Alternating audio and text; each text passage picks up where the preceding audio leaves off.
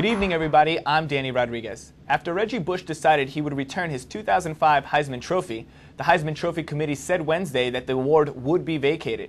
In an announcement on ESPN, Heisman Committee President William Dougherty says, "We've decided there will be no winner." When Bush met with committee members in New York, Dougherty said the committee never gave the former Trojan running back any indication which way they might vote. The decision also squashed talks about 2005 runner-up Vince Young, then Texas quarterback, receiving the award. Now that the Bush saga is over, the committee can focus on the present. And if you're counting at home, only 86 more days until this year's winner is named.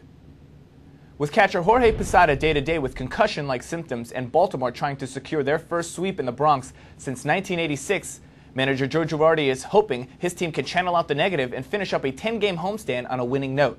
To Yankee Stadium we go. Brett Gardner starts things off for the Yanks with a line drive to the left field gap.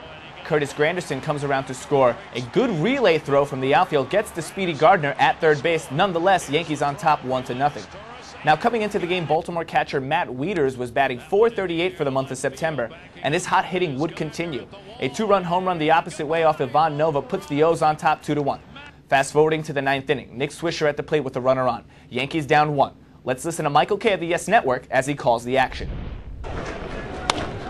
That one is driven out to left center field deep. Going back is PA. Looking up. See ya! A two-run walk-off home run for Nick Swisher. Nick Swisher hits his third career walk-off home run, and in doing so helps the Yankees to a 3-2 victory in dramatic style. The Yankees head down to Arlington next to take on the Texas Rangers. Switching over to the National League, where the Phillies play host to the Florida Marlins. Cole Hamels on the mound from Philadelphia. Entering the game, Hamels has not allowed a run in 18 consecutive innings, and that doesn't happen without a little help, folks. Top one, Gabby Sanchez at the plate. Hits a shot down the right field line. Jason Worth makes a great sliding catch to rob Sanchez of extra bases. Jumping to the fourth inning, Marlins pitcher Andrew Miller hands the breaking ball to the wrong guy, and he pays for it. Ryan Howard with a 3-run home run the opposite way. That was Howard's 250th home run of his career, making him the fastest to 250 in MLB history. Back to Hamels. Here he is striking out Brad Davis to end the 7th. Cole extends his scoreless inning streak to 25, and the Phillies win 10-6. Close game between the Mets and the Nationals. The Amazing is able to hold on after another impressive outing by knuckleball pitcher R.A. Dickey. The Texas Rangers displaying their offense. They get an RBI from 6 different players in the easy 8-1 victory over the Blue Jays. Speaking of Minnesota, Brian Dunson goes 8 strong innings with 7 strikeouts as the Twins complete the sweep of the Kansas City Royals and extend their lead in the Central to 5.5 games.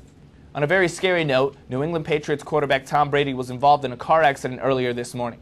The 3-time Super Bowl champ was on his way to practice when, according to witnesses, a red minivan ran a red light, striking Brady's car. I heard a really loud crash, obviously, and we came out front, saw it was pretty bad, and there were no ambulance or fire trucks or anything on the scene at the time, so I came down. I'm actually a nurse, so I was a little bit concerned. Brady was examined on the scene by medical personnel and escaped without injury. One of the passengers in the minivan had to be freed with the jaws of life.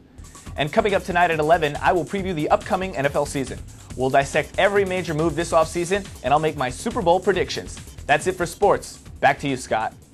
Thank you for that report.